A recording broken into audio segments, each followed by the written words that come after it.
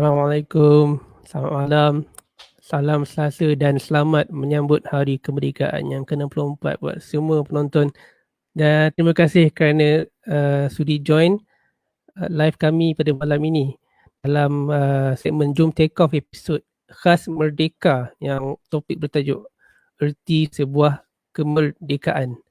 Dan saya Cap.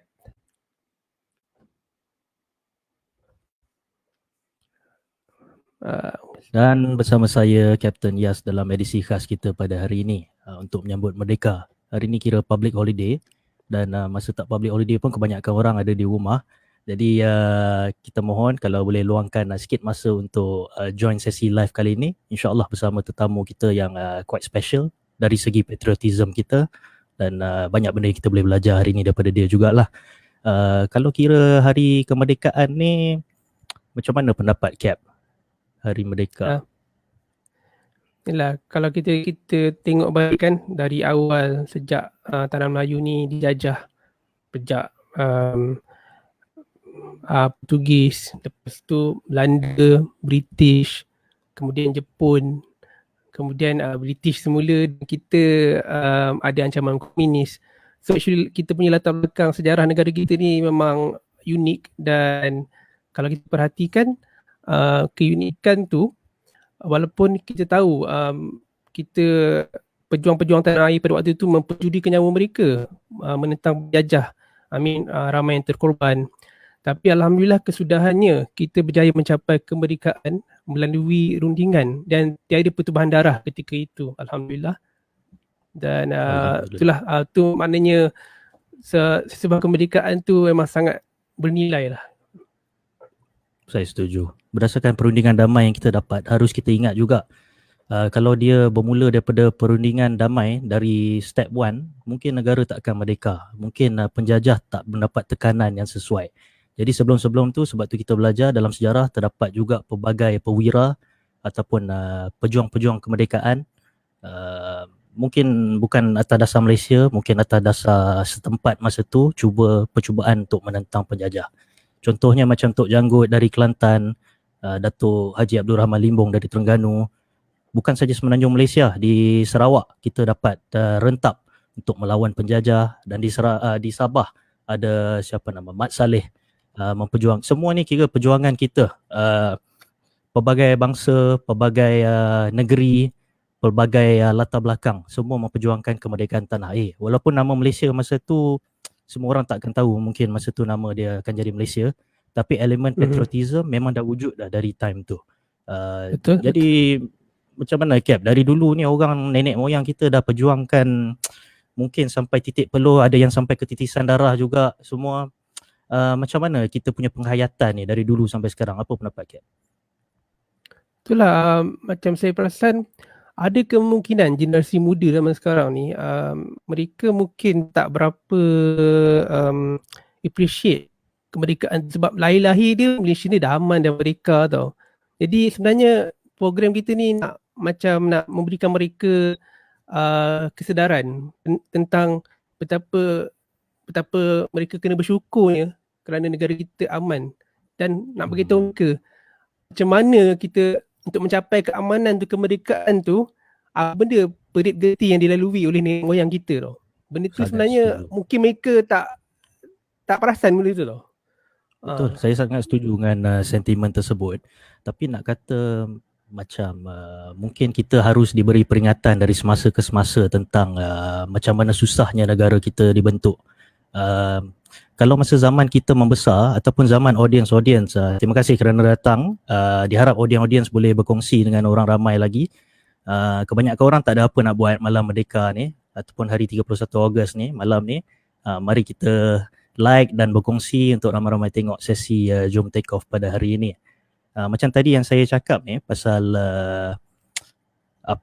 kemerdekaan, masa zaman kita membesar ataupun siapa yang ingat dari antara audience dan kawan-kawan 80-an dan 90-an, masa zaman dulu ni kita punya media masa ni mungkin limited. Kita hanya ada TV 1, 2, 3 dan mungkin 4, NTV 7 kemudiannya. Jadi kempen-kempen tentang menyedarkan kita tentang semangat patriotism ni mungkin lagi berkesan untuk disampaikan ke rakyat. Tapi lepas kita alaf baru ni, Mhm. rasa makin lama makin susah kita nak berkempen untuk kemerdekaan tu. Jadi mungkin yang Cap cakap tadi mungkin boleh resonate dengan generasi sekarang sebab penyampaian dia susah. Jadi one of the ways untuk mengingatkan kembali is inisiatif kita hari ni lah untuk set sesi khas untuk hari ni. Jadi mudah-mudahan akhir session kita boleh belajar sedikit sebanyak. Mungkin banyak info yang kita tak tahu tentang pembinaan Malaysia dan detik-detik sukar pada zaman dulu mungkin kita boleh belajar hari ni. Dan kita ada tetamu kita, Cap. Macam mana tentang tetamu kita hari ni? Ya, kita ada tetamu kita backstage tapi macam ada masalah teknikal sikit ni. Saya tengah, dia terkeluar kejap. Kejap. Okay. Sementara kita menunggu audience ni, mungkin kita boleh explain yang negara kita ni merdeka dah 64 tahun, 1957. Nak kata negara kita as the whole Malaysia ni kurang tepat sebab ia tak termasuk Sabah dan Sarawak tahun 1957 tu. Pada ketika itu Sabah dan Sarawak masih lagi dengan perjuangan mereka untuk membebaskan diri daripada penjajah. So dengan pertemuan Tunku Abdul Rahman dan rombongannya ke United Kingdom masa tu, kita berjaya mendapatkan kemerdekaan dan kebebasan untuk tanah Melayu saja, maknanya Semenanjung Malaysia. Untuk Sabah tarikhnya sama, 31 Ogos merdeka, tapi ia 6 tahun kemudian, 1963 31 Ogos Sabah merdeka. Untuk Sarawak 22 Julai 1963. Jadi timing dia cantik lah sebab September tahun yang sama 63 tu kita ada Hari Malaysia di mana lepas tahun 2010 mungkin tekanan pembangkang dan ahli politik lain, Perdana Menteri ke-6 kita telah mengiktiraf Hari Malaysia sebagai cuti umum dan boleh diraih oleh seluruh Malaysia.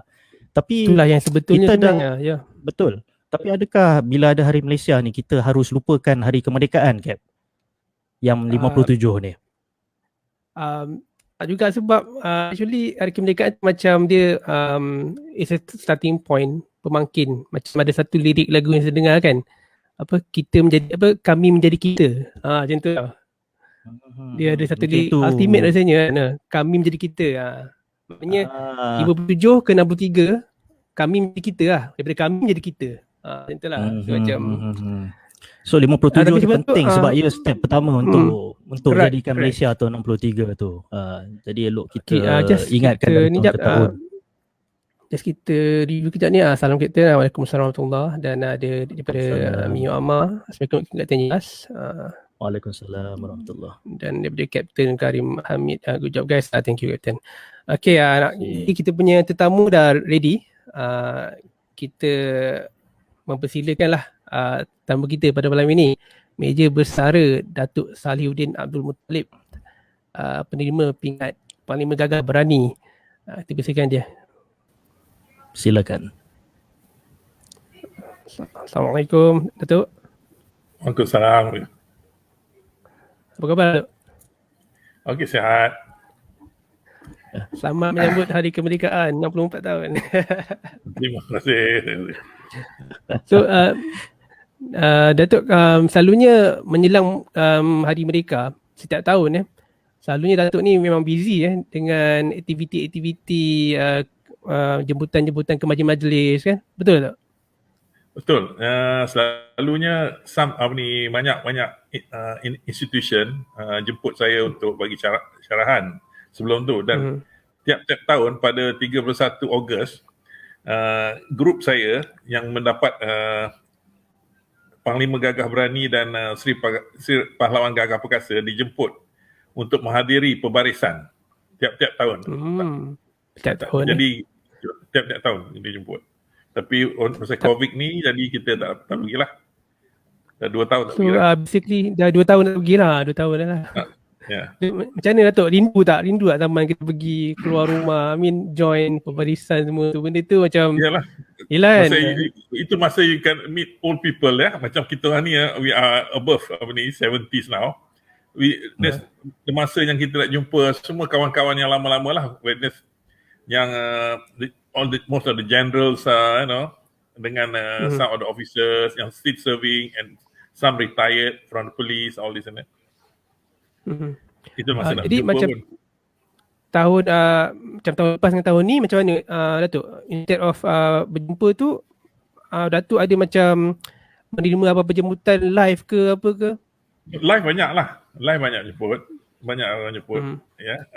Sekarang the last tu yang yes, pagi tadi with saya dengan Universiti dulu Kuza dia panggil, sekarang Universiti Zainal Abidin, Sultan Zainal Abidin. Uniza, ya, okey. Pukul 10 Di kita Terengganu Di Terengganu. Terengganu. Ya. Okey. Jadi macam pagi tadi tu audience Datuk apa? Students ni lah dan lecturers lah. Banyak outsiders also dia participate. I think ada lebih kurang, I saw on the link tu ada lebih kurang dalam nearly 100 jugalah, 100 orang dekat. Masya-Allah. Wah, very nice Datuk, very nice. Ya, semoga dapat membakar semangat orang-orang muda ni kan pasal nak ni lah, pasal kemerdekaan ni. Because pasal benda ni is untold stories ya. Jadi macam kita orang ni, the veteran ni, how long more we have dalam dunia ni ya. And then kalau dah satu pergi, apa ni kan tak ada, the story dies there. Tak ada siapa, tak ada orang follow up dengan the actual life story tu. Setuju. 100% Datuk, saya setuju. Okay, macam cerita saya pula.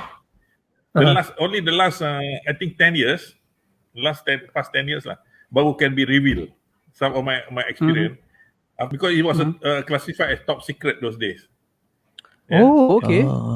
Yeah. Tak boleh. So only last 10 years or 10 to 15 years ago, only barunya I boleh reveal, and book can be written macam tu, what actually happened, the incidents that, the operation that I participated lah. Mesti lama pendam lah tu kan, nak cerita kan, nak cerita tapi macam tak boleh nak cerita tak boleh kan. Jadi benda ni macam is a top secret thing. Bila the operation that yang kita buat ni ialah top secret operation lah, implement other civilians lah. Jadi kalau kita reveal ke, dia my family might be jeopardize, the family. Apa reason dia bagi information? Ya. Datuk ada simpan yang dalam diary ke apa, kalau pengalaman tu just in case kalau Datuk terlupa ke masa tengah in service dengan tentera, cerita-cerita yang top secret ni Datuk ada abadikan dalam buku ke journal tak? Tak. It's not a journal. I keep my own lah. Ada simpan lah, ada on record ada lah. I see. My own use lah. Because banyak yang banyak yang involved in that particular operation that I buat tu, banyak dah meninggal lah. Jadi there's no, yalah itu yang baru dia orang boleh release tengah tu. I see. Okay, Datuk, kami ada just nak tanyalah Datuk, sebenarnya berasal dari mana Datuk? Okay. Saya ni sebenarnya dilahirkan dulu dipanggilkan Teluk Anson, sekarang Teluk Intan . So my father ni was a teacher. Okay. Jadi we were hosted to Ipoh. Then I was brought up in Ipoh because my father I dulu masa tu was teaching dekat satu sekolah dekat Tanjung Rambutan, sekolah Melayu Tanjung Rambutan. Jadi and my house sebenarnya just in front of an army camp dekat HB Road Ipoh. Oh, okay. Okay. Then every evening petang-petang tu selalu depan tu ada parade square tu, jadi kita nampak macam mana dulu British duduk situ. Nampaklah dia orang ni berbaris lah, inilah itulah setiap hari. Lepas tu I got fascinated dengan ceremonial dress dia.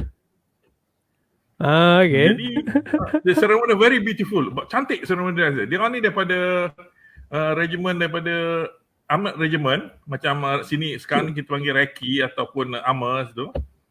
Jadi dia punya uniform cantik, very beautiful. Okay. Jadi that aroused me lah nak masuk askar. Lepas tu sebab pakaian ni sebab ni cantik. Dia bila pakai Sam Brown, ada pakai cross belt, dia pakai chain mail, cantik, dengan kasut dia ada spur macam orang naik kuda tu. Very beautiful. Lepas tu saya masuk sekolah, saya was educated dekat St. Michael Institution Ipoh. St. Michael. Lepas tu St. Michael. Then Pasal duit tak ada. My father big family duit tak ada. Jadi the only organisation I boleh join free of charge is Cadet Corps. Cadet military cadet corps Jadi that's why I masuk military cadet corps. Then with some encouragement I went into RMC lah. Lepas tu pergi RMC. After RMC ada cadet lah, cadet wing cadet, 1967 I went in there. Lepas dapat sini Cambridge result, kita orang pergi ke RMC untuk join as a cadet. 2 tahun sana as a regular cadet. 2 tahun kat sana? 2 tahun lah. And then after you finish, started off lieutenant muda lah? Lieutenant muda 1969 habis. Lieutenant muda, I requested masuk ke Armored Corps tadi ni, Armored Regiment tadi. Then I was put in dulu panggil satu recce di Port Dickson. Okay. Jadi lepas tu dari RMC pindah Port Dickson lah. Port Dickson your first ni lah, your first job. Okay. Tak duduk lama pun Port Dickson. I commission 12 April 1969. Report unit, lepas after 14 days report unit, lepas tu berlaku 13 Mei. 13 Mei, I was my whole squadron tu was posted in Kuala Lumpur. Malam tu juga, petang tu juga, I was in KL already. So when that thing happened, the event happened, you were in KL already ke on the way nak ke KL? No. Already. It happened petang tu. Petang tu dah free about 3 o'clock, 4 o'clock. At about pukul 6:30, 7 I was in KL already dengan satu squadron. Okay. So were you involved inside the choral and everything? Yeah. Really? So jadi kita masuk tu mula masuk dulu highway nak masuk KL tu melalui Jalan Connaught. If you remember Jalan Connaught ni yang jalan dalam tu, Sungai Besi Jalan Connaught. Situ mula-mula sekali group of Chinese block the road now. Dia letak satu bus. I remember the bus called Tong Fong bus. Jadi dia bakar bus tu. Jadi we cannot go in. Tak boleh masuk. My regiment dulu consists of multiracial now. Jadi multiracial ni, then I call one Chinese Chinese soldiers, follow me, ask them to talk in Chinese, so let us go. Because Chinese they talk and then they let us go. They pull the bus and let us kita orang pergilah. Itu baru kita masuk KL. Ramai juga lah, nearly about 200 orang. And a lot of kereta besi dan Land Rover masuk lah. Masa tu dah bertabur orang lah. The group of Chinese yang block tu, Datuk, tu diorang tu kira just orang awam lah ke ataupun orang awam. Dia pakai, they are armed with stick, kayu lah, dengan ada banyak pakai kayu. But adalah sehingga tu yang nampak bawa parang apa semua ada lah. But Datuk and the team all with weapons, right? I mean, like we are with weapon. Yeah. Tapi tak ada tembak-tembak lah. Tak ada tembak-tembak doang tak ada. Tak ada. Lalu je lah. Lalu je. So dia orang disperse lah.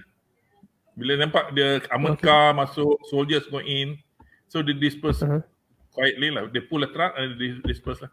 The bus tu dia tarik. Okay.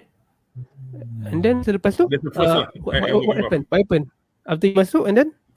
Lepas masuk tu, and then we receive our briefing. Then saya dengan satu troop, dengan Ferret Scout Car jaga Jalan Tengkuk Brahman, Chowkit dengan Kampung Baru punya tempat. Jadi situlah yang sampai Sentul lah, saya jaga sampai Sentul. Situ saya nampak banyak mayat, ada tengah-tengah jalan tu banyak mayat dah lah, banyak orang kena bunuh ada. And mayat tu like all races lah, Melayu, Cina, India semua ada. Chowkit tu hot area. Sorry, come again? Chowkit Road tu. Chowkit Road tu. It's a hot area dulu situ, Mei 13. Okay. But Datuk tak involved lah in tak ada macam bergaduh dengan apa? Dengan siapa tak ada lah. We just show of force betul, ask them, kalau ada group tu, ask them to disperse lah. So dia disperse balik lah semua tu. By the time kita masuk tu banyak dah mayat dah jumpa atas jalan tu.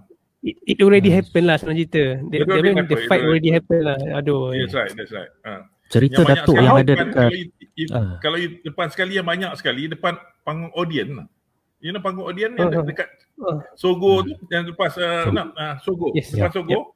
Wayang tu. The traffic light itu banyak pasal dia orang they kill these people bila dia orang ni keluar panggung wayang pukul 6. 5 lebih mungkin dekat Canberra Road tu. Situ banyak. So like the ones doing the killing are like Malays killing Chinese, Chinese killing Malays macam tu lah. Dia memang tak tentu lah. That's right. Banyak orang kata banyak orang kata this is a racial thing. Yeah. Actually tak. It's not racial. Okay. Kalau you kata racial, mesti Melayu dengan Cina banyak mati. Melayu kill ini. Yang I heran tu, when I dekat roundabout, dulu ada roundabout bawah dekat hospital, yang jalan pergi kampung Princess Road, lepas tu jalan pergi ke Sentul, there's a roundabout situ. Jadi from that roundabout tu, you jalan terus, lepas Pacific Hotel, you jalan terus sampai Sentul, banyak pula India mati. Kalau lah kata racial, macam mana India boleh mati?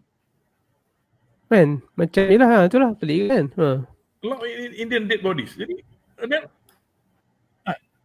pelik. It comes down to political party sebenarnya. One political party dapat majority, bukan procession, there's a funeral, there's a people going to, jadi dia ikut funeral ni, jadi dia orang ejek lah. Kan Melayu duduk kampung baru banyak tu.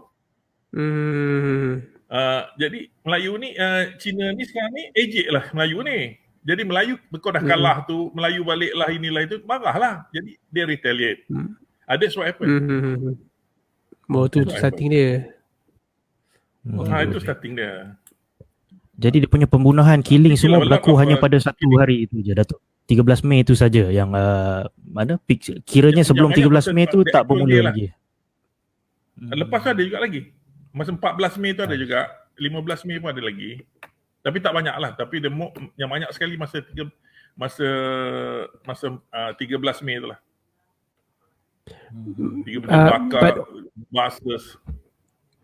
Nak tanya Datuk, kanak-kanak dengan wanita terlibat tak yang jadi mangsa pada waktu tu? Ada juga. Ada. Oh. Sedih. Tapi that night, malam tu I came lebih kurang dalam pukul 3 pagi. I tengah buat patrolling dekat Jalan Tekuk Abdul Rahman tu. I found one family, Chinese family lah. Chinese family ni dia satu husband and wife and ni. Dia kalau you tengok dulu pertama kompleks tu, dulu tak ada pertama kompleks tu. Dia ada bangunan Mara situ sebelah tu. Jadi I ambil dia 3 orang hantar balik ke rumah dia dekat Setapak. Dah menangis-nangis lah macam dia punya takut lah, the fright dia. Lepas tu we send back, dia punya suka dapat balik. Syukur. Jadi anak dia saw what happened. He said anak dia dihantar pergi Australia, duduk sana, doesn't want to come back anymore. Oh, takut je tu, fobia. Takut lah. Dia tengok apa semua. Dia rupanya dia orang tu bawa keluar panggung wayang. When they come out from panggung wayang. Jadi nak lari tak boleh, apa tak boleh. Kenapa dia orang target panggung wayang sebenarnya? Masa tu? Sebab masa ramai orang nak keluar. Masa tu panggung wayang nak keluar. Jadi there's a lot of people lah outside there. Itu yang crowded area lah. Dia nak attack. Dia kata siapa lalu je lah, tak kisahlah. Betul. Dia kat sini juga kita ada satu soalan daripada audience yang mungkin ada kena-mengena dengan ni. Adakah ni Muhammad Ai Usairi, dia seorang penasihat kewangan. Dia tanya adakah dia memang escalate dari pergaduhan kecil dan merebak jadi lebih besar jadi pergaduhan kaum. Kira ada intelligence ke dari ketenteraan yang beritahu sebelum 13 Mei tu ke macam mana Datuk? Dia because apa ni? Okay, what actually happened lah masa tu KL Kuala Lumpur area the opposition party menang. Dulu before that they was won by by UMNO di sana. Jadi opposition party tu menang. Jadi dia nak celebrate for the winning tu. Masa dulu, kalau you tengok dekat IJN tu, dekat simpang Kampung Baru terus dengan IJN kan, ujung tu nak pergi Mindef tu, itu rumahnya Menteri Besar Selangor. So, itu je rumah dia, okey. Itu Menteri Besar Selangor dulu. Dia orang jadi all these supporters tu duduk kat situ. Bila yang a group of Chinese yang ni lalu for this procession ni, lalu dia start mengejek lah. Jadi that's how the thing exploded. Dia ada yang kata Cina lalu situ, kata Melayu sudah Cina sudah menang gerakan atau apa itu gerakan ODP, I'm not very sure lah. Sudah menang, sekarang UMNO keluar daripada Kampung Baru. Jadi that aroused the sentiment tu dah so actually yang menang ni lah provoke yang kalah sebenarnya. That's right. Itu jadinya bakar lah ya kan. Okay, faham. That's how it exploded. Menteri Besar masa tu Dato' Harun Idris tak silap. Harun Idris. Dia ada dalam kediaman rasmi dia time tu ke? Dia ada bagi arahan apa-apa? Masa tu dia ada situ. Because I remember dia ada situ pasal we got to give a protection, security, escort masa itu. Masa dia balik tu lah. Bukan kita ada macam MKN atau security commission ada meeting dekat police station tu. Jadi he need to escorted back. Kita escort dia balik rumah tu lah. Jadi arahan yang diterima oleh Datuk untuk 13 Mei ni yang masa mula-mula Datuk dengan pasukan Datuk memasuki KL tu ialah untuk disperse kan, mengamankan keadaan. Dan selepas tu arahan dia untuk protect Menteri Besar Selangor time tu. No, bukan. Just to show of force, ya. Lepas tu kalau ada yang nak gather for fighting, disperse them lah. Disperse the crowd lah. I see. Disperse the crowd. Jadi jangan bagi dia, kalau dia start grouping, dia akan create something. Jadi we disperse the crowd. Kalau suruh balik lah apa semua lah. Betul. Yalah, logik dia kalau dia kumpulan kecil susah sikit nak timbulkan jadi dia kalau pergaduhan besar kan. Kita disperse. We disperse them. Jadi dia balik rumah dia, jadi tak adalah berlaku apa-apa. I see. Jadi Datuk kena bermalam dekat KL masa 13 Mei ataupun dia settle malam tu dan boleh pulang? Kita stay there. Kita duduk tu lebih kurang dalam 10 hari je. Lepas tu kita orang kena pindah pergi duduk Melaka. Melaka pun start writing start ada juga berlaku. Jadi kita orang pergi Melaka lepas tu. Dan kita orang tempat tu ada skuadron daripada Kuantan datang.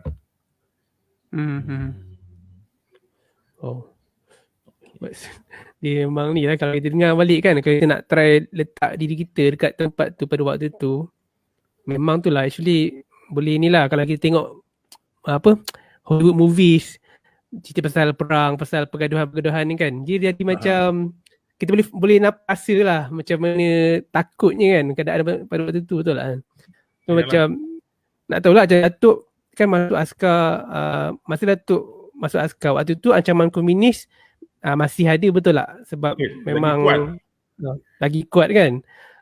Jadi nak tahu masa Datuk membesar kan, masa lahir, Datuk lahir tahun 48 betul? 48, so Jepun baru surrender. And waktu tu komunis memang still tengah ni darurat kan, tahun 48 darurat sampai belum surrender. Sampai setia Dia habis 89. 89. Jadi then they sign the peace treaty 89. So dekat kawasan Ipoh tu, Datuk besar tu, ada Datuk kena gangguan ke komunis masa tu kat Ipoh? Tak adalah, masa tu saya dah duduk di ni. Dia orang adalah gangguan sana. Dekat Ipoh, Sungai Siput, Gerik area semua adalah gangguan. Tapi jadi saya pun masa tu lepas habis daripada KL ni, lepas Kolombo incident, saya kena pergi ke Changlun. Changlun dekat Sempadan Siam tu. Sempadan Siam. Buat sana selama 3 bulan. Duduk sana. Operation dekat sana. Maknanya operasi sana tu memang nak memburu komunis lah. Ya. Betul? Bukan Changlun lah. Jadi waktu tu dah kerja. Tu tahun bila tu? Datuk? 69? 69. 69 tu dah kena pergi dah. Baru Dah. habis ni dah terus dah kena Dah hantar pergi dah. sana. Lepas tu bila saya tiba situ, saya punya, kalau you pernah pergi ke Thailand ke apa, lalu ikut Changlun, tempat custom sekarang tu, itu tempat saya duduk dulu. Oh, okey. Atau tempat custom tu betul-betul. So, berapa lama Datuk kat sana tu? 3 bulan? 3 bulan? Ya, okey. enrollment tu tiap 3 bulan. Oh, okey. Jadi Jadi saya pernah bertempur dengan komunis. Itu yang pertama kali saya bertempur kat situ lah. mana jumpa memang real life lah. I mean, maksud saya yelah, maksudnya jumpa real life, kira macam ni kan, memang face to face, memang ni lah, memang macam Datuk nampak dia orang tembak dia jauh ke? Tidak. Macam mana? This is macam dia nak buat macam decoy tau. Jadi saya main camp kat situ, dia orang attack malam malam tu dia orang tembak masuk kat atas tu. Lepas tembak malam tu, jadi dia hoping reinforcement will come tau. Daripada dulu masa base kita orang dekat kepala batas. Dekat camp kepala batas di tu. Jadi reinforcement datang, dia orang nak ambush reinforcement tu. Itu dia decoy. Jadi unfortunately malam tu dia punya kita tak ada dapat communication. Jadi tak jadilah. Later part tu, 2 Ferret Scout car datang daripada kepala batas, and Ferret Scout car tu hit a landmine. 2 Ferret Scout hit landmine, meletup 2 Ferret Scout car kat situ. The decoy was kalau kita Ferret Scout car mesti datang dengan troop. Masa tu dia akan ambush to reinforce kita orang ni lah, terbantu kita orang masa kena tembak malam tu. Tapi fail. Itu fail pasal apa? Tak ada communication, dia orang tak daripada batu tak sempat datang. Okay. Cerita pasal komunis ni memang menarik lah, sebab dia dari dulu ada long standing history dengan orang awam kita dengan kerajaan anytime masa tu, dan dia sekarang pun dibangkitkan komunis every now and then oleh ahli-ahli politik untuk tujuan politik dia. Tapi kalau ikut komunis lah tu, dia ni asalnya sebab perang China-Japan, dan Japan macam lebih seksa China daripada Melayu masa dia menduduki tanah Melayu. Kira komunis ni mungkin pertama kali masa dia tubuhkan mungkin untuk menentang penjajahan Jepun lah. Betul ke Datuk? Tidak, dia dulu masa saya pergi attach dengan masuk lepas habis tu saya masuk ke intelligence lah, military intelligence. Saya ditukarkan. Jadi saya start belajar lah macam mana komunis ni punya cerita. Jadi sebelum masa Jepun, British sudah form this unit called Force 136 dalam bentuk MPAJA, Force 136 ni untuk lawan Jepun. Then the British masa tu adalah bagi promises, all this and that lah. Promises, you can form a political party lepas tu this and that. Jadi bila Jepun surrender, the komunis ni, yang group of MPAJA dan Force 136 ni sudah claim, demand what was promised to them lah. Okay. Jadi the promise was not fulfilled. So dia orang lari masuk hutan. Itu yang banyak dia orang cakap kalau kita tahu dalam history lah. Banyak orang kata yang komunis ni semuanya Cina. Actually salah. Komunis ni yang di sebelah sini Cina. Yang 10 regiment 10 regiment tu pasal 10 tu pasal dia ditubuhkan pada 10 Zulhijjah. Semua Melayu. Lebih kurang 3,000 orang. Semua Melayu. Okey, kalau kita kira-kira tengok-tengok tu, chairman Parti Komunis Melaya Melayu. Musa Ahmad nama dia. Musa Ahmad. Chimping is only Secretary General. I see. Lepas tu kalau you tengok Melayu banyak lagi. Okey, you ambil satu daripadanya, Abdullah Sidi. Melayu. Kelantan ya, South Siam tu. Dia orang Perak. Abdullah Sidi. Oh, Perak. Lepas tu you ambil Rashid Mahidin daripada Perak juga, Malinawa. Perak. You ambil lagi Samsyah Fakih daripada Negeri Sembilan, Batu Pahat. Kalau Villa. Jadi, dia orang bukan apa, dia orang nak. Tapi bagusnya 10 regiment ni, semenjaklah saya tahu, 10 regiment ni, yang Melayu semua ni, tak pernah ambush atau kill any soldier dalam Malaysian soldiers. 10 regiment. Tapi yang belah sini tu, yang Cina semua banyak ambush lah inilah. Dia pukul rata, semua orang dia langgar juga. Jadi itulah jadinya. Dalam Malaysian Communist Party ada juga India. Okay. Ada juga India. Dari segi ideologi tu macam mana tu? Maknanya bila Melayu ataupun India masuk kan? Sebab actually pada asalnya ideologi tu berpaksikan komunisme. Komunisme betul. Jadi sebagai macam orang Melayu masuk, tak rasa macam pada waktu tu pelik ke? Tak, pasal dia orang ada perjuangan dia orang. Masa dulu dia orang nakkan Parti Komunis Melayu sebagai political party yang diiktirafkan. Itu yang dia buat perjanjian baling tu, bila dia orang keluar untuk perjanjian tu, itulah satu daripada demand yang dia nak daripada Tengku. Jadi Tengku tak agree. Itu dia orang keluar masuk balik lah. Kembali ke gerila. That's right, guerrilla warfare. I see. Jadi dalam sejarah komunis, British kira bantu penubuhan MPAJA, Anti-Japanese punya persatuan ni. Kemudian lepas Jepun surrender, British tak honor the agreement. Lepas tu nak bagi janji-janji kepada mereka. Lepas tu saya difahamkan dia jadi MPABA, Anti-British pula lepas tu. Lepas tu dia masuk hutan balik.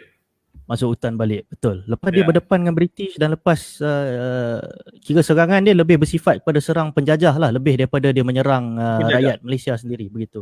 Dan lepas kita merdeka, kira macam mana Datuk berkhidmat masa tu, kira dia memang perjuangan dia menyerang kerajaan Malaysia time tu ke, ataupun hanya serta rakyat yang dia penjajah Malaysia pula lah, pasal dia tak iktirafkan apa dia orang claim that dia claim dia orang pun ada juga mempertahankan Malaysia masa dulu dengan Jepun. Betul. Jadi why can't they be recognized? Itulah.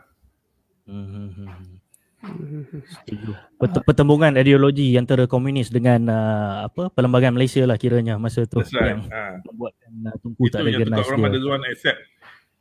Tengku doesn't want to accept communism dalam Malaysian punya cabinet. In Malaysia. Perlembagaan. Ya, betul-betul. Perlembagaan. Betul. Jadi ada macam masa Datuk berkhidmat menentang ideologi dengan serangan komunis secara gerila ni, ada macam berbentuk macam perjanjian tak dengan ketua dan wakil-wakil mereka, dia datang ke pangkalan Datuk, dia kira macam cuba berbincang nak dapatkan persetujuan, negotiate lah, ataupun dia terus menyerang saja, di mana askar Melayu yang dia nampak dia lepas baling talk tak ada perjanjian dah. Tak ada pertemuan, tak ada apa. Tak ada pertemuan. Saya kejap je di Semenanjung Carol, saya kejap aja. Lepas habis tu saya ditukarkan ditumpangkanlah dipanggil dulu Military Intelligence Special Branch ke Sarawak. Di situ saya punya tugas ialah dulu dalam police organisation dia ada E1 sampai E7. E ni pasal dia punya code word lah. Jadi saya ditempatkan sebagai E7 E7 ni untuk military punya representative with the police. Kalau kerja saya boleh dapat information daripada police, saya pass it to the military. Jadi military will take action. Kalau nak tangkap ke, nak bunuh ke, nak apa ke, military will take action. Jadi saya ditukarkan situlah di Kuching, Sarawak. Jadi lepas Kuching saya ditempatkan, mula saya ditempatkan dulu dipanggil Inkelili tempat tu. Tempat tu dipanggil Semanggang. Jadi sekarang ni ditukar nama tu Sri Aman Sekejap aja, lepas tu saya ditukarkan dapat pasal apa, di masa tu Lundu sudah menjadi satu komunisme stronghold. Jadi saya ditugaskan. Ini pergi ni saya seorang Saya tak ada dengan ada 3-4 orang local punya military, dia panggil FIOs, the Field Intelligence Officer. Dia orang ni operate seorang-seorang, pergi kampung-kampung cari information lah. Dapat information balik. Lepas tu dulu tak ada radio, tak ada apa ni, kita handphone semua ni tak ada. Jadi dia orang kena balik lah, bagi information, passing information tu balik, all that. During masa tu, one incident happen lah. Saya sudah dapat information mengatakan komunis akan buat satu ambush daripada Biawak pergi Titiaka, jalan pergi Biawak pergi Titiaka. Jadi saya sudah pass information to the top hierarchy lah. Jadi adalah some operation were launched tapi tak successful. Jadi I still advise yang saya berasa sangat sampai sekarang ni lah. Saya advise one of the top military officers itu, kalau nak berjalan road transport daripada Biawak ke Titiaka, don't go after 4 o'clock. Yeah? You want to go, pergi in the morning, lepas tu balik. No movement after 4 because they are planning an ambush. Yeah. Those days we are young, you know, and the boss was the top boss kata, what you know, you young punk. Okay lah, tak apalah. It happened. Yeah, I'm telling you what actually had transpired between me. It happened on the 26th of March. One Land Rover and three tonner. 3 tonner tu lori ya, lalu that road. Yeah. They were ambushed. 15 of the soldiers from 7 Ranger were killed. 15 and was killed there. Jadi the one who managed to escape is one Land Rover managed to escape. Dia orang ni bila komunis ni bila dah bunuh tu ya, macam sekarang ni ada, dia ambil lah senapang, dia ambil radio set, dia ambil.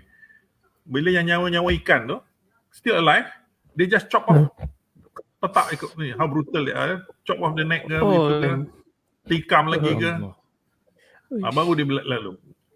Masa tu ada masa tu dekat Titiaka, there is a Ferret Scout car bawa balik patrolling. Dia ni rush to the scene, dia start tembak. And tu yang banyak out of the yang situ ni, we got a few survivors lah. But during the incident 7 Ranger were killed on the 26th of, I still remember, 26th of March 1971. 72. Dia kerja komunis ni memang ambush orang lah kerja dia orang That's the only thing that they kill people, then they get dia punya ni lah, dia punya arouse dia punya dia punya achievement. Jadi create a lot of orang masuk tau. Jadi they can collect firearms, they can collect food ke apa ke, equipment, military equipment semua tu. Okay, jadi waktu tu tentera pada waktu tu actually lebih kepada defensif lah compared to nak attacking. Maknanya maksud saya pada waktu tu tentera tak pergi cari komunis ni akan kita kacau. Cari juga. Kita carilah. Tapi yang macam ni, macam itu kita sudah the regiment ni dekat situ was hantar pergi ke Syrian tu roughly about daripada Lundu tu adalah lebih kurang dalam 300-400 km tempat tu. Jadi there's a special operation sana. Jadi tinggal yang ada yang balance sajalah. Yang dia orang ambush ni macam yang kerja macam mekanik, macam assault pioneer, all that lah.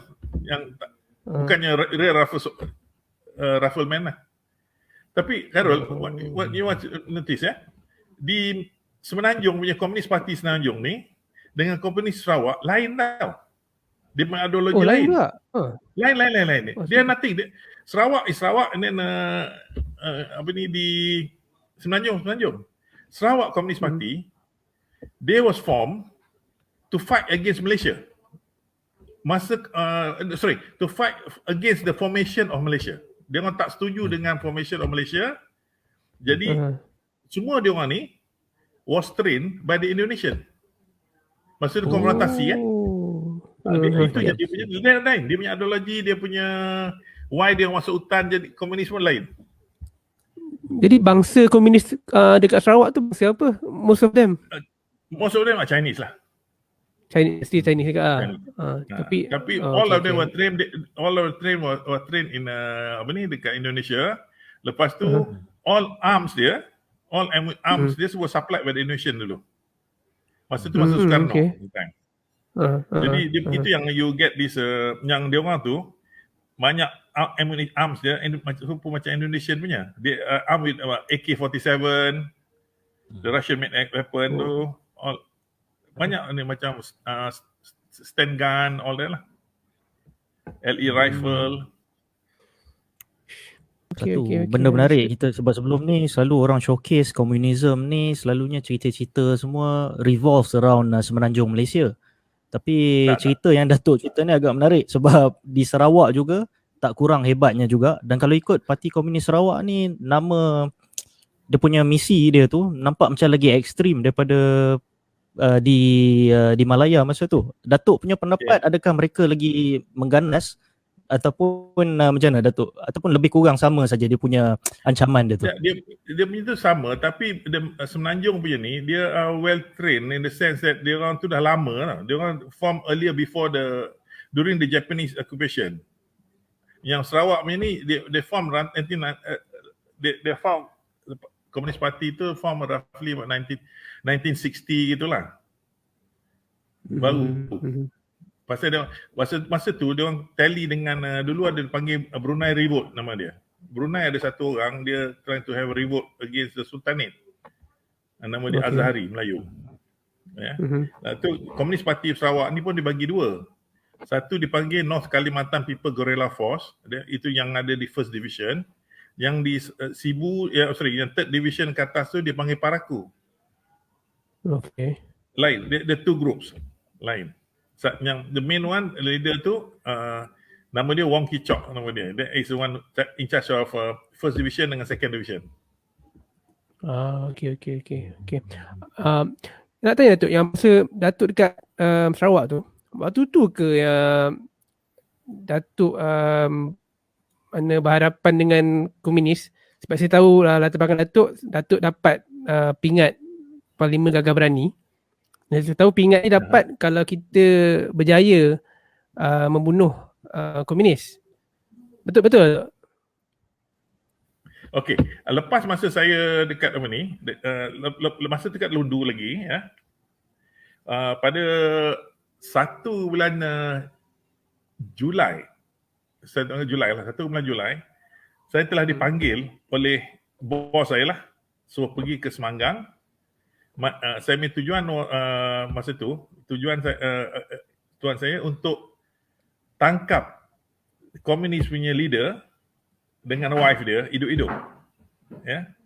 They want these two to be caught alive. Jadi saya kena pergilah daripada Lundu tu nak pergi ke Semanggang tu jauh. I think kalau bawa kereta lebih kurang dalam, dulu masa tu jalan tu tak ada tar lagi, batu-batu lagi. All the way. Ada lebih kurang dalam took me dekat 4 ke 6 jam gitulah. Jauh perjalanan. Okay. Jadi saya pergi sana. Di sana I was brief. Dia kata ada komunis baru surrender pukul 3 petang tadi. Ada komunis there is a good information. You interrogate them, I give you another 2 komunis. Jadi 2 komunis yang baru menyerah diri, yang pukul 3 tadi, 1 komunis yang menyerah diri juga, dia menyerah lebih kurang dalam 2 bulan sebelum, dan 1 komunis ni lama dah menyerah, lebih kurang dalam setahun gitulah. Dia ni akan jadi sebagai interpreter, ya, dan saya 5 orang. Jadi masa tu komunis di Sarawak ni dia apa ni, Cina di Sarawak sebenarnya dia tak cakap macam kita sini ada Cantonese, ada Hokkien. Di sana dia cakap Teochew. Lain ya. Teochew tu lain sangat, pelik. Di Sarawak je ni. Jadi kita tak faham apa nak dia orang cakap pun. Jadi saya interrogate lah. Apa nak buat, nak bertanya dia senapang dia, apa pakai dia, apa tujuan dia orang nak tangkap ni. Tujuan nak tangkap tu, kalau saya tangkap dia ni leader dia, nama dia Fan Si Hiong, dia commander combat unit 330. Dia punya group tu 330. Dia tengok arm dia bawa AK-47, isteri dia bawa stand gun dengan pistol. Isteri dia was treasurer. Jadi saya kena tujuan dia nak bawa isteri dia keluar untuk isteri dia bersalin. Oh, pregnant. Nak bawa isteri dia keluar bersalin, nak hantar pergi ke satu hospital lah dekat Semanggang tu. Nak bawa dia pergi hospital situ untuk bersalin. Okey, tak apa. Jadi kita plan. Saya tanya dia bila dia nak jumpa, bila dia punya movement tu. Dia kata anytime now. Jadi malam tu juga saya grup tu plan nak masuk hutan. Jadi kita set nak masuk hutan lebih kurang dalam pukul 12 malam. Jadi saya kena plan buat decoy, ya. Decoy ni ada satu, masa tu 4 ranger base at Wang Padong. Wang Padong dekat Semangang lah. Nak pergi Iklili, Wang Padong. Jadi di situ satu regiment tu dua Land Rover akan pergi ke Semanggang, dan Land Rover saya yang bawa ni akan pergi ke Inkilili, arah Lubuk Antu Inkilili. Jadi orang tak buat the decoy tu, jadi saya buat that area tu, saya cakap no soldiers akan masuk lah. Jangan salah tembak mati pula saya. Pasal baju uniform semua kita pakai uniform askar, uniform komunis Baju makan semua pakai komunis. Okey. Menyamar decoy. Menyamar lah. Jadi kita pun masuk lautan. Bila masuk lautan tu, jadi kita tak berjalan siang lagi. Dia jalan masa malam masuk lautan tu. Bila dalam pukul 7 pagi tu, dia orang nak saya rendam badan saya dalam air, dalam sungai. Baju-baju saya semua dalam sungai. Lebih kurang 2 jam itulah. Rendam baju dengan badan saya dalam sungai. Kau mesti rendam dalam sungai. Okey. Kenapa? Kenapa? Okey. Kita duduk luar ni, kita pakai minyak wangi kan. Minyak wangi, kita pakai deodorant, kita punya itu dia boleh bau. Something foreign dalam hutan. Boleh bau. Lagi satu baju kita ni, kita basuh dengan deterjen kan. Kalau deterjen kan berbau wangi kan. Lain, bau tu lain. Ya, bau wangi lah macam kalau you pakai macam yang deterjen macam Breeze ke Fab ke macam semua mesti ada bau. Itu nak buang bau tu dulu. Itu duduk lama-lama air tu. Lepas tu baru keluar. Baru berjalan. Lepas tu berjalan tu, komunis dalam hutan, dia tak ada communication, dia tak ada radio set, tak ada apa, tapi perhubungan tu. Jadi yang baru surrender ni was dia macam dia punya scout lah, dia jalan dulu punya. Di dalam hutan dia panggil ada DLB. DLB namakan Dead Letter Box. Dead Letter Box ni tempat yang peculiar. Tepi sungai tu ada pokok besar. Di pangkal pokok tu dia akan tinggalkan surat. Jadi kita baca surat. Surat tu akan kata, sini meet me in next DLB. Jadi kita jangan pergi DLB lagi satu tu. Semua dalam surat tu dibalut, kadang dia semua dalam botol atau tu dibalut dengan plastik, ditanam. Jadi yang tahu. Ini dah macam main treasure hunt. Yalah. Lepas tu di situ dia cakap lah. Lepas tu dalam surat tu ada cakap lah, makanan ada di sini. Jadi kau pergilah di situ, sampai pokok tu berjalan 10 langkah, 5 langkah, atau kau ada makanan. Macam beras, sardin ke, lepas tu macam daging pun ada, daging babi adalah. Dia simpan. Daging babi di situ boleh tahan lebih kurang setahun. Tak busuk. Dia buatnya, daging babi tu, dia balut dengan garam. Dia gaul dengan garam, dia balut dengan garam. Lepas tu masuk dalam tempayan, tanam. Nak makan, potong, balut balik. Itu cara dia buat. Dia punya message untuk komunikasi tu. Surat dia, dalam surat-surat yang untuk dia orang berkomunikasi ni, Datuk, bahasa pengantar dia dalam bahasa Melayu ataupun Inggeris? Bahasa Cina. Okey. Itu yang dia boleh baca, saya tak boleh baca. Tucu je lah. Bahasa tucu lah. Tucu lah. Jadi dia pergi satu tempat tu, tulis tu, dia akan lead lah. Dia tu kata jumpa saya di satu tempat lagi. Jadi kita pergi situ. Jangan kita tulis situ. Kalau kita dah pergi dulu, kita tulis situ. Datuk, yang dua yang surrender 2 orang, Datuk. Yang orang komunis surrender tu 2 orang 2 orang. Ada Like diorang tu actually they can be trusted lah sebenarnya. I mean Itu like, yang takut masalah orang tu. sebenarnya berlakon ke? Tak, itu yang saya punya ni masa saya masuk 4 orang tu, 5 orang tu, yang dia 2 orang ni saya tak bagi dia peluru. Dan saya tak bagi dia benda tajam, parang. Saya takutlah malam-malam dia ketuk saya, dia hidup macam mana. Dia punya kesetiaan kepada bos dia kuat. Dia setia pada bos dia, very strong. Mana tahu dia kata dia dah 10 tahun ke 20 tahun duduk dengan sama. Takkan saya nak betray saya punya bos. Gitulah. Ui, susah agak dia nak baca dia. Kalau nak baca dia nak buat apa ni, kau nak tipu kita ke apa kan. Yalah. Jadi kita kena percaya pasal ada lagi satu interpreter tu yang dah surrender lama tu. Dia akan authenticate lah surat tu. Okay. Jadi kita berjalan ni lama. Lepas tu sampai satu tempat dekat Inkelili nama tempat tu di Sarawak. Di situ dia kata, surat tu kata jumpa saya di satu rumah sympathizer dia punya rumah lah, supporter dia punya rumah. Bila supporter dia punya rumah tu jadi yang komunis yang baru surrender tadi pergi jumpa dia orang letakkan kita satu tempat tu. Tunggu situ dia kata sampai yang 2 orang ni sampai lah. So duduk situ. Makan semua dia bagi. Tak boleh masak, tak boleh apa, tak boleh isap okok, tak boleh apa. Situ. Dalam hutan pula ya, dia masa tu kita ni tak boleh macam kopi tu tak boleh minum lah. Kopi berarti bau. Kopi tu bau. Dia bau ya. Kopi tak boleh minum air sejuk lah. Tapi dia orang sana elok hidup cara komunis ni, dia healthy living lah. Tidur mesti tidur pukul 10. 10 tidur. Bangun tak bangun pukul 4 atau 5 pagi. Masak. Masak, sekali makan terus. Lepas tu, siang dia tak masak lah. Tak makan lah. Dia orang nak masak selalu bola malam. Dia masak. Itulah selalu dia begitu. Jadi, dia ajar uncle tu. Dia kata, sebelum tidur, satu botol air. Bangun tidur, satu botol air minum. Itu. Selalu dia kata. Puasa lah. Kalau dia boleh tahan, takkan kita tak boleh kan? Okay. Lepas tu tiba sampai tu kita tunggulah. The waiting game lah, macam mana situlah saya uncle rehearsalkan dia, macam mana nak tangkap dia, macam mana dengan dia orang ni lah. Jadi yang 2 orang yang baru surrender ni, dia tak akan kacau lah.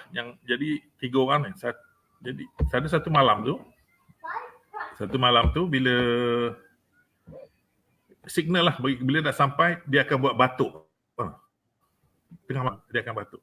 Jadi 12 malam gelap tu dengar batuk.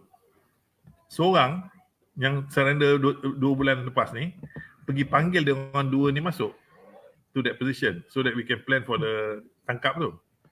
Jadi nak trigger tu, nak tangkap, bila nak start tangkap tu, jadi I tie my toe tu dengan tali tu.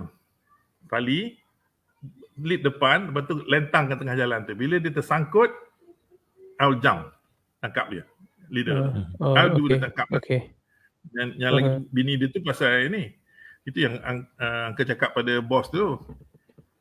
Tak cakap dia. Macam mana tangkap, dia kata kalau ayam pun, anak ayam kita lepas, nak kejam susah. Ini manusia, ada senapang ada apa. Lepas tu dia kata takkan kau tak boleh tangkap perempuan mengandung. Nak bersalin dari bila masa je. Ya. Unfortunately, yang husband dia tu, Fan Si Hiong ni, terlangkah tali tu. Bila terlangkah tali, bini dia tersangkut tali. Bila tersangkut, kaki terbuka, dia dah berdiri betul-betul depan ke. I got no choice. Tembak lah. Bila tapi tembak tu, dia nampak uncle itu. Dia tak Dia nampak malam. uncle itu. Dia tak nampak lah. Uncle nampak. Okay. 12 malam. 12 dia dekat pukul 12 lebih malam lah. Jadi bila tertarik kaki tu, tengok dia dah berdiri, not even nak katakan 1 meter pun tak sampai lah, about 1 meter depan. Jadi no choice, but I pull the trigger lah. Bila pull trigger tu, Aha. pasal peluru, that time peluru ya, dia punya velocity, kelajuan dia, kena macam ini, yang kepakai tu submachine gun, small submachine gun tu, 2,700 feet per second, the bullet travel. Jadi dia penetrate through lah. Dia penetrate laju tau. Jadi dia macam shock, dia tak sedar tau. Dia tembak jugalah dengan dia ni.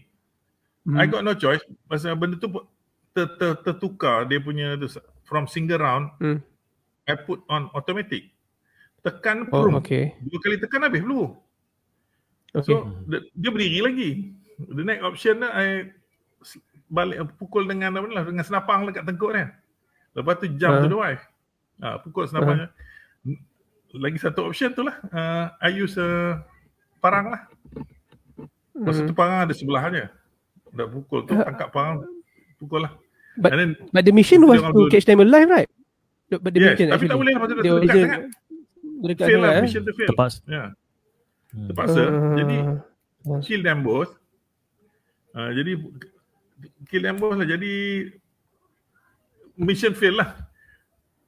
Itu yang apa ni, yang because gunakan diorang ni, dia punya aim was, the top special branch punya orang, aim bila dapat dia ni, dia akan make use of dia untuk panggil bos dia, Wong Kichok ni keluar daripada hutan. pancing lah. The link tu lah. Ah. Jadi unfortunately both of them were killed there lah. So kita selalu punya bila kita bunuh macam ni, kita ambil barang-barang, important barang aja, dokumen ke pack ke apa semua, body kita tinggal. Then okay. soldiers daripada sana datang cakap dia, okay, ada body situ kau pergi ambil lah. Jangan datang ambil lah. Balik begitu aja. But actually like walaupun mission fail, but you managed to kill them, betul tak? Macam actually like is it recognized by the by the bosses and everything? Everybody? Yeah, no choice lah. But dah ni, that's what the best I can do is it, you know, I cannot catch them and then I kill them lah. And then lepas tu itu yang we plan under the operation tu. And yang duanya ikut I ni betrayed me.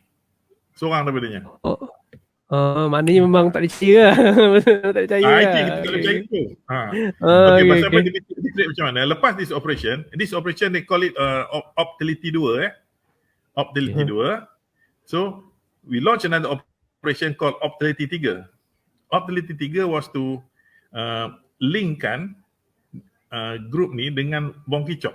Wong Kichok ni the leader. So Wong Kichok ni surrender ke, nak bagi peace talk ke whatever this one. Jadi kita pergilah petang tu, hantar surat. Macam DLB tadi lah, hantar surat dekat prominent place tu, baliklah. Tapi bila hantar surat tu tak jawab. Balik. Besok hantar 2-3 hari lagi hantar lagi surat. Tak jawab juga. Third time hantar surat, tak jawab juga. Lepas tu bila Wong Kichok ni keluar, I ask him, I said, I've sent you 2 letters to surrender, but you tak surrender. You didn't come out. Dia kata mana nak surrender? Dia tunjuk surat tu. Rupanya dalam surat tu tulis, kill this guy who's delivering this letter.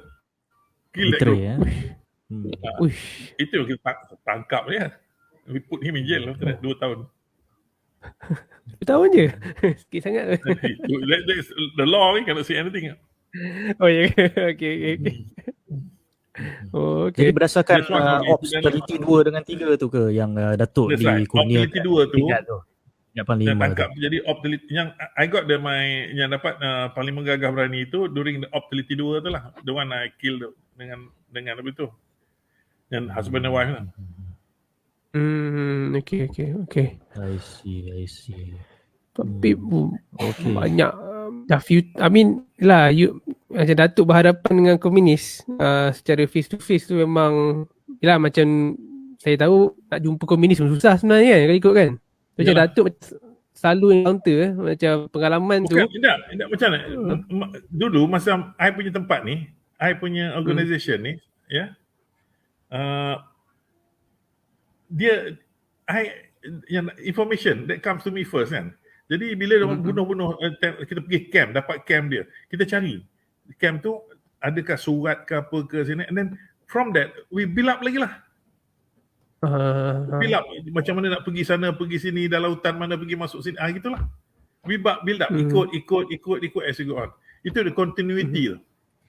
Itu yang keduduk sana lama dengan Sarawak tu. I see.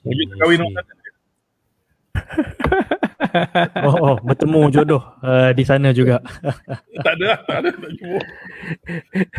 Dan grup ni lagi satu, tak boleh ada ni. That is rule lah by the my boss dulu. Dia kata kau tak boleh ada girlfriend, tak boleh kahwin, tak boleh apa. Kata komitmen. Ya. Kalau you dah kahwin, anak sakit, you kena balik, berhenti, tak boleh buat operation.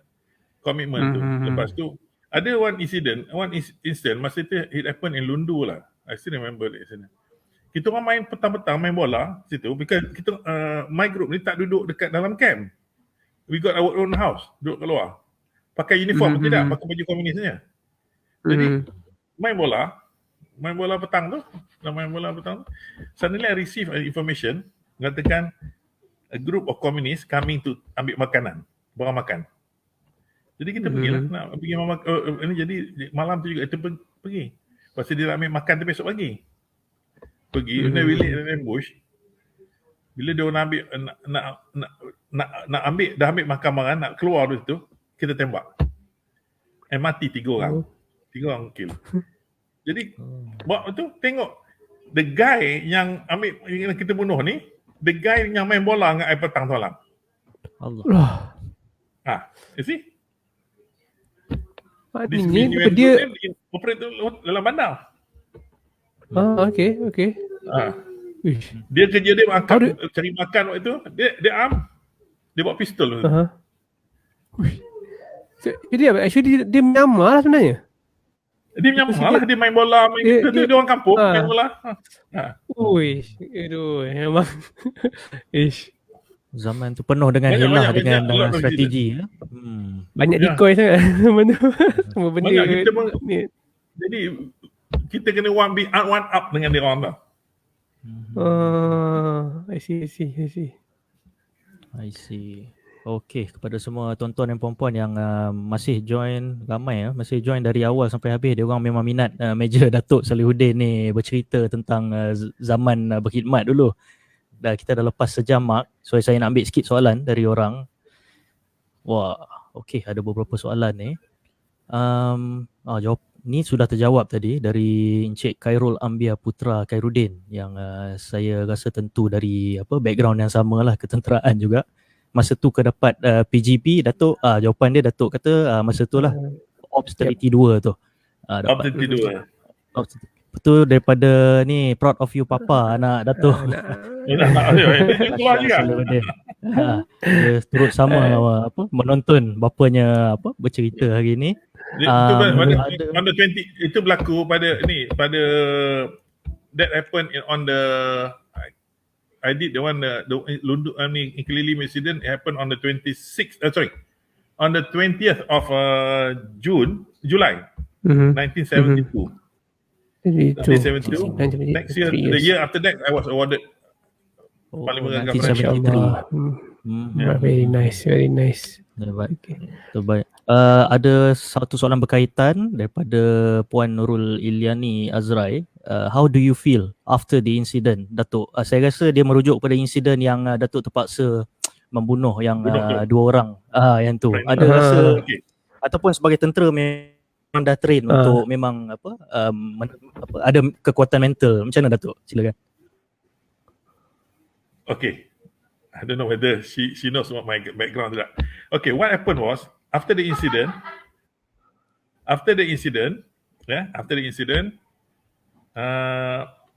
later I was diagnosed from a sickness called, dia panggil post syndrome traumatic punya disease PSTD. And that's the reason, one of the reason I was asked to leave the army. I leave the army very early age. I leave the army at 34 je. Because macam tu Jadi dia orang try to katakan nak ubatkan I tu. Okay. Send me out. That's why I went to Philippines to study. I pergi Philippines buat my staff college there, and then followed by my master degree there. Yeah. Balik ingat dia boleh cure, tapi did not cure. 1983, I was asked to leave the army because of the PSTD. I got the Which memang Itu dia dia memang alert juga dia. lah berat Yes, juga lah dia punya ni lah jadi kesan dia dia. give, macam kalau Melayu panggil dulu dia orang panggil badi mayat lah. Because Jadi my mind start playing, katakan that baby inside the tummy tak bersalah. Yang bersalah is the mother. Jadi that play with my mind. aduh. Itu one of the reason that I was asked to leave after the 83. I was they cannot cure me anymore. Said you better leave. I give you full pension. You leave. That's why I left. Dapat full pension lah. At least dapat full pension lah. Yeah. Habis lepas Medical tu Datuk jadi career apa Datuk sambung career apa selepas tu Datuk?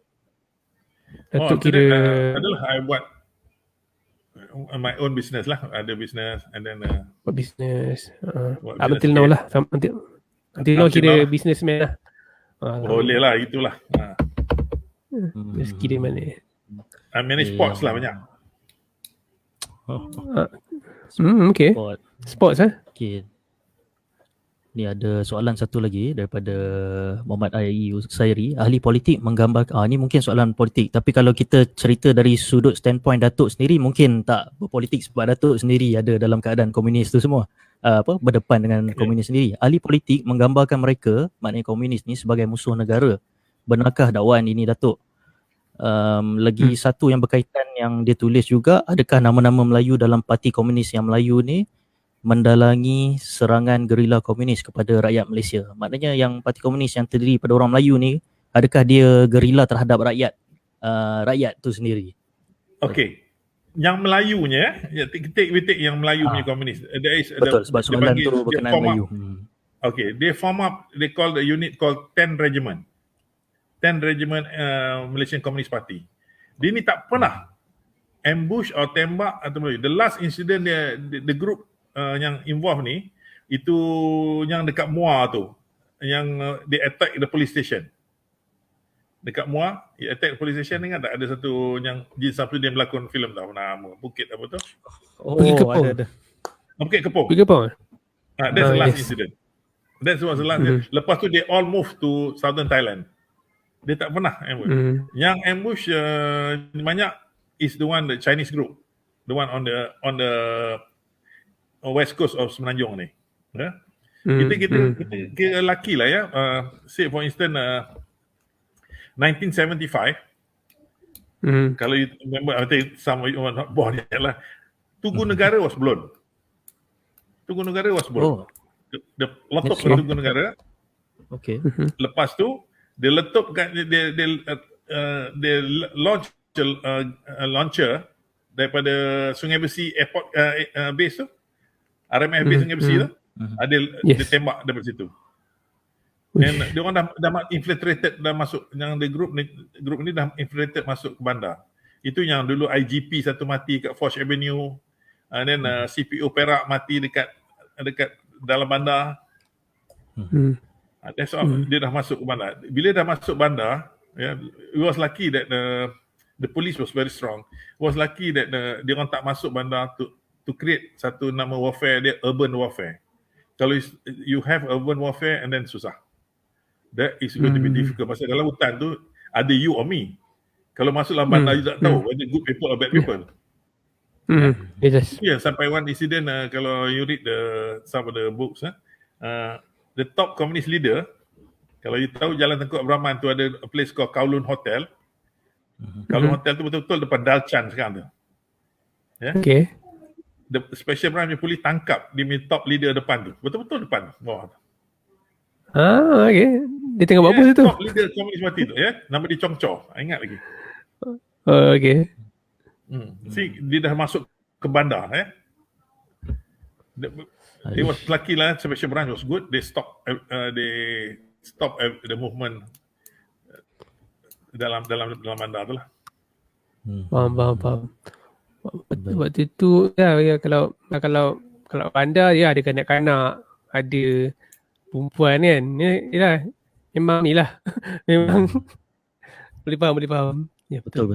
Ada Jadi berdasarkan jawapan soalan ni. Datuk tadi tu, ni soalan tadi dah terjawab lah tadi bahawa yang Parti Komunis Melayu, orang yang komunis yang terdiri pada Melayu secara khususnya yang ditanya ni memang tidak dia punya perjuangan dia bukan untuk melaksanakan serangan ke atas rakyat biasa. Dia di antara dia orang dengan askar tentera bagi dia orang penjajah ataupun askar kita lah, tentera kita dekat hutan, between you and me lah, bukan kalau boleh rakyat tidak terlibat lah. Soalan yang ni pula, yang ni ada setengah ahli politik menggambarkan komunisme seperti musuh negara. Benarkah dakwaan ini? Ini dari Datuk punya standpoint lah, pengalaman berdepan komunis. Datuk kira dia macam mana? Adakah hanya sebab ideologi beza ke ataupun dia memang ada hatred dengan vengeful towards Malaysia?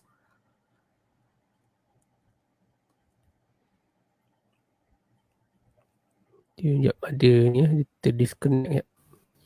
Dia ada dua. Sekejap. Kita masukkan. Okey, kejap. Okey. Datuk balik. Dengar tu? Boleh ke? Ya, okey. Hello? Okey. Macam mana tadi? Boleh ulang soalan Azran? Yang ni. Yes. Ahli politik menggambarkan komunis seperti musuh negara. Benarkah dakwaan ini? Ni berdasarkan Datuk punya pengalaman lah berdepan komunis. Adakah dia sekadar ideologi ataupun komunis ni memang ada hatred dekat Malaysia dengan dia vengeful dekat Malaysia dan badan-badan di Malaysia ni? Dan masa saya dulu, saya tak ada, to me lah, tak ada, ya political people ni, ahli politik tak ada involve langsung lah dengan komunis ni. Boleh jadilah before, because I was not exposed to yang pasal ini is up to the special branch ni, tapi I'm more on apa ni, you give me information, I kill or I arrest, itu je. Yang ethical lah. On-site dengan practical lah tu. From being military man lah. Yep, correct. Setuju. Kena dengar arahan terus dengar arahan dengar je. arahan dan taat. Tak setia tu lah kata orang tu. Gaji kau mahal sangat masa tu, RM545. Allahumma salli. Ini memang national service lah, Datuk. Bakti tu kat negara memang tiada nilai lah. Kalau kita tengok kan, dalam Merdeka tu 57, 63 jadi Malaysia. Tapi bayangkan kan, macam orang-orang macam Datuk yang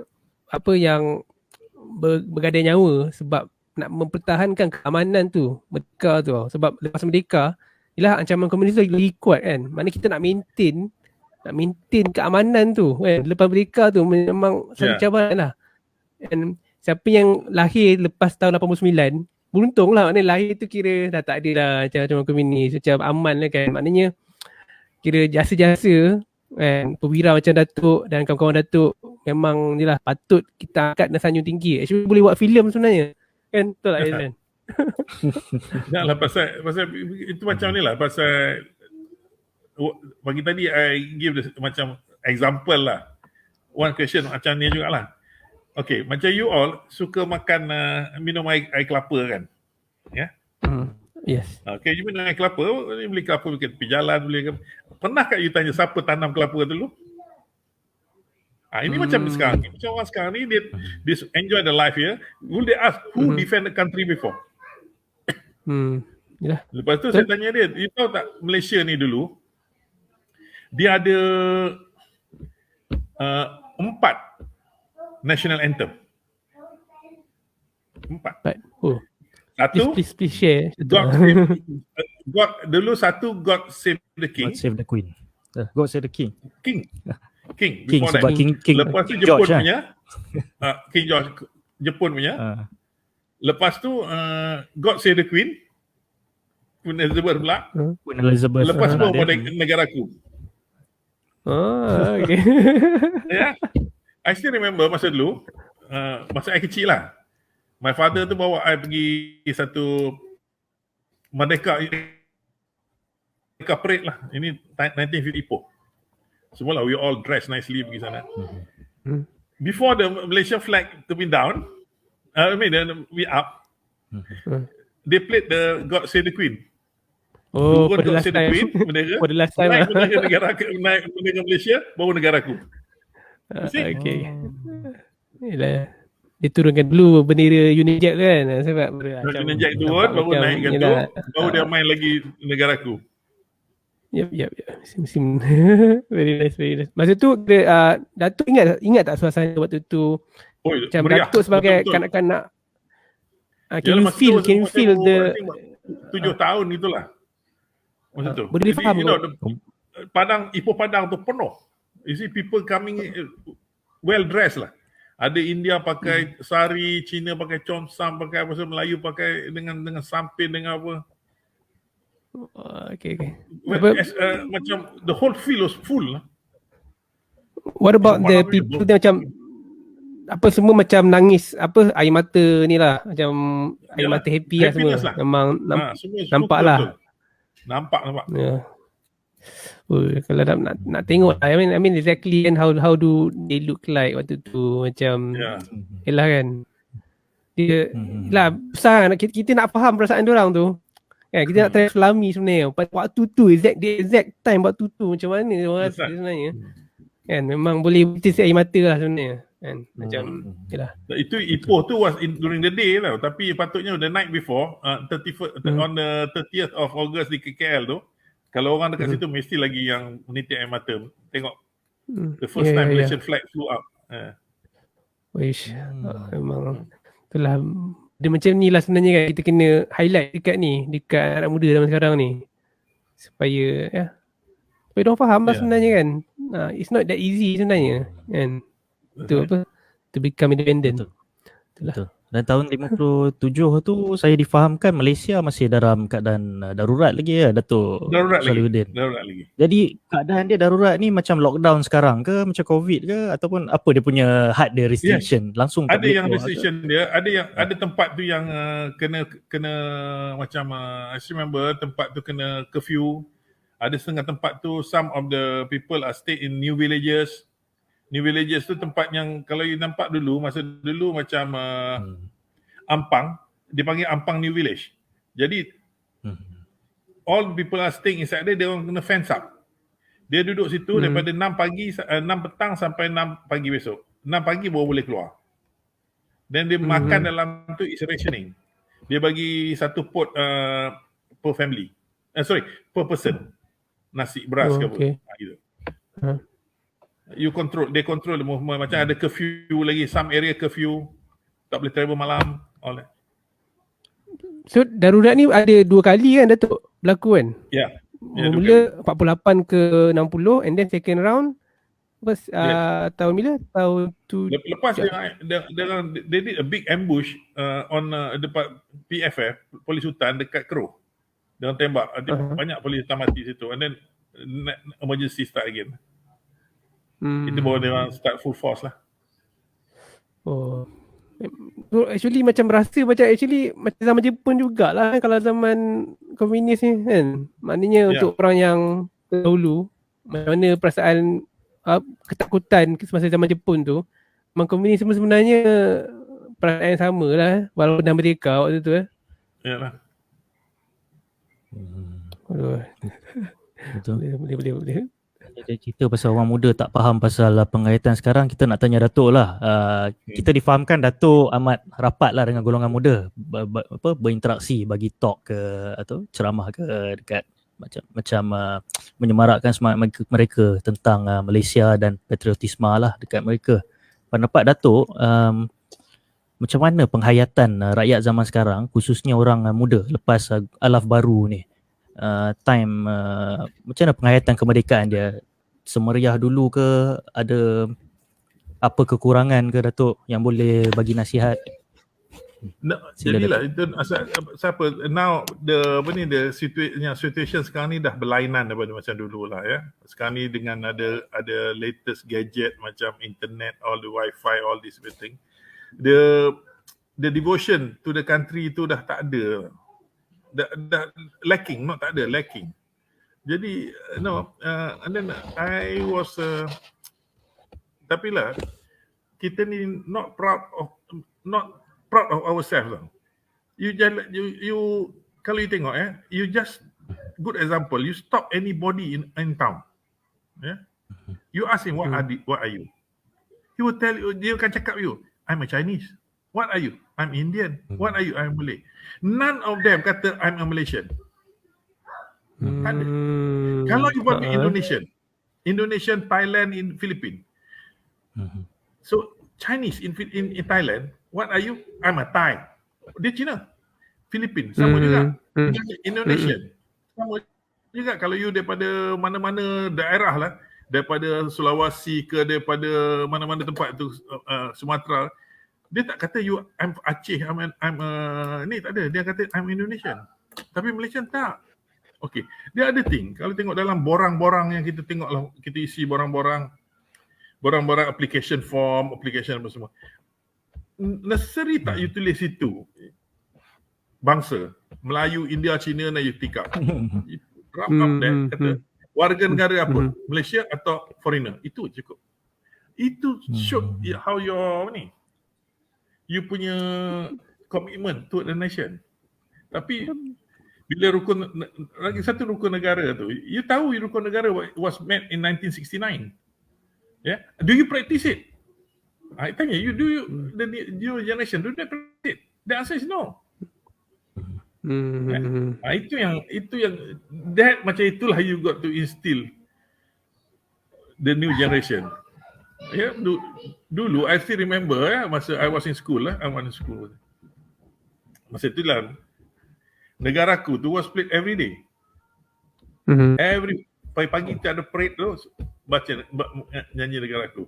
Tapi sekarang tak ada, start seminggu sekali, first day on Monday aja, that's it. And then rukun negara tu somebody explain, every day explain rukun negara, kepercayaan kepada Tuhan, lepas tu kesetiaan kepada semua tu. That got to be instilled. What is meaning by that macam ni? Barulah yang new generation tu faham. Jadi dulu dia tahu kita ada perang ni, kesak bersih ni, sekarang ni tak ada lah.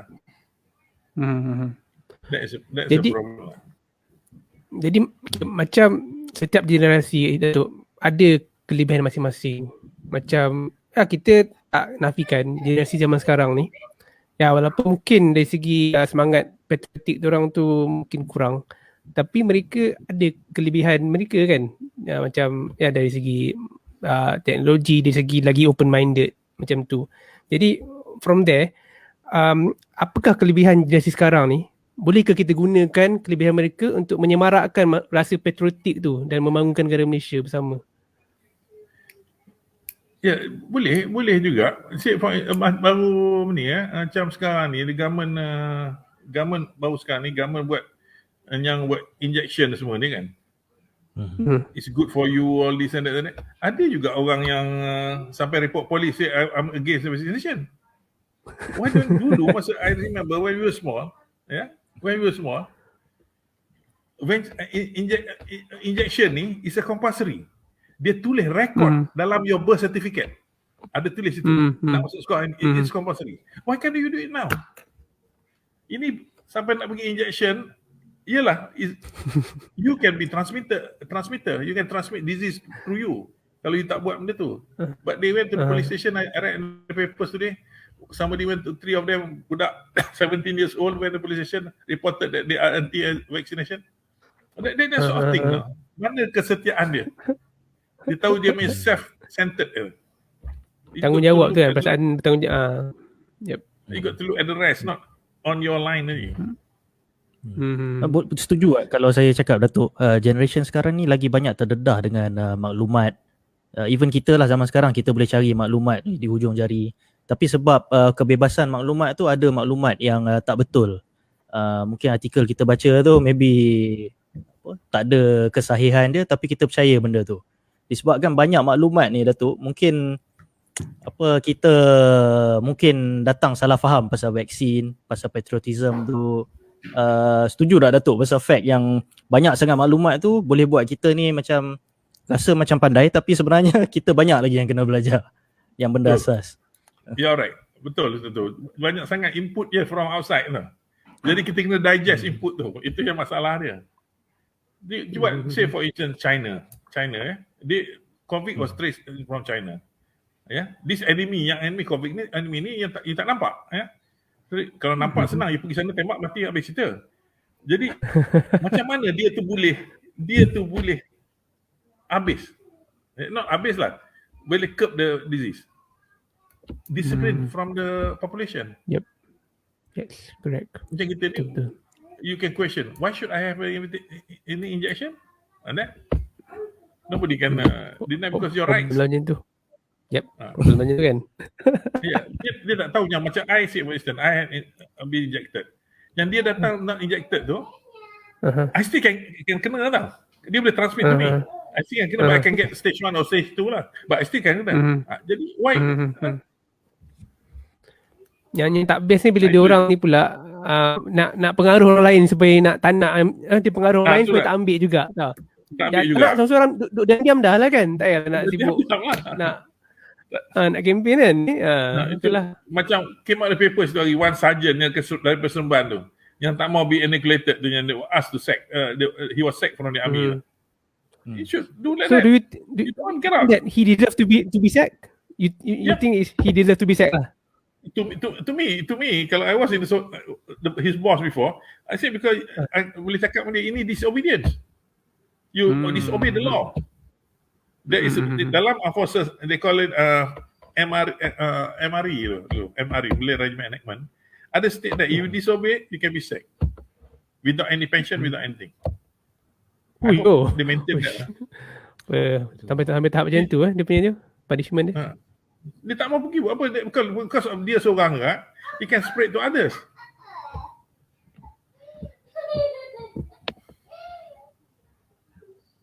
Setuju. Yes, setuju. Okay. Tapi from there Datuk, so lah kita pun actually dah nak dekat dah almost to our end of our segment. Just nak minta Datuk berikan nasihat yang terakhir, yang penutup kepada anak-anak muda dan rakyat Malaysia yang mendengar, supaya nasihat yang bentuk nasihat yang supaya kita ni perpaduan tu dibentuk, dikuatkan. Boleh Datuk, sila. Okay, nasihat saya lah kita come to stage that semua orang ni patut, our Malaysian ni patut get united together, forget about Chinese, Indian or Malay, call ourselves Malaysian semua ni, and obey the national the country punya rule and regulation. Before macam sekarang ni macam I could feel macam, say for instance in the army sekarang ni, in the army yang banyak masuk Melayu tau. Where are other races? Masa my time and your father's time dulu tu, 50% are non-Malays.